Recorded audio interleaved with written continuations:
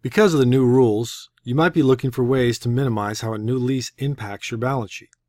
Here are a few ideas. Lower net base rents in exchange for higher service components. For example, if you can negotiate a lower rent in exchange for servicing your own HVAC units, then you'll reduce the impact on your balance sheet. The reason being that only net rent is used to calculate the asset and liability balance. The cost of servicing HVAC is an expense and not included in that calculation. Similarly, you should avoid quote-unquote free services with higher base rent. For example, the landlord may offer you free parking. Of course, nothing is free. The landlord is simply charging higher rent to make up for it. A lower rent with a separate charge for parking will result in a smaller impact on your balance sheet. A triple net lease will create a smaller asset and liability than a gross lease. The reason being that in a gross lease, property taxes and insurance are capitalized, but in a triple net lease, they are not. This applies to both finance and operating leases. To the extent possible, separate net base rent charges from service components embedded in a gross lease. The more you separate, the smaller the net base rent is.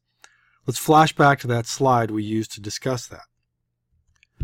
This is where we covered how to determine what expenses can be separated from base rent. And this is the key question. Is it a service item that you could obtain separately? If yes, then you can probably call it an expense. The next suggestion is to minimize rent abatement. Every month that you pay no rent, your liability balance increases because of the interest charge. Since the interest is not being paid in the months that your rent is abated, it is added to the liability balance. Free rent is also bad for shareholder equity because the asset is reducing every month, so the gap between the asset and liability gets larger during the months you don't pay rent.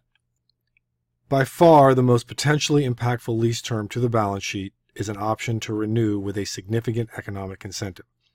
As you'll recall, it means that you must record the option period as if it were part of the initial lease term. Let's look at an example of the difference it can make. These graphs show the asset and liability balance for the hypothetical lease we've been analyzing. The first graph is the asset balance. The light blue bars that you see here are the asset value for the lease. The lease is 7 years with an option for 5 more, but the renewal option does not have an SEI. The light green bars you see here are the asset value for the exact same lease, but the 5-year renewal option does have an SEI. Wow, look at the difference. The second graph is the same thing, but for the liability balance. The dark blue bars shown here are the lease without the SEI, and the dark green bars shown here are the same lease with the SEI. It's quite clear that the renewal option without the SEI is significantly less impactful to the balance sheet. You may recall that on a previous slide we discussed how to define the parameters for an SEI, and now you can see the importance of that.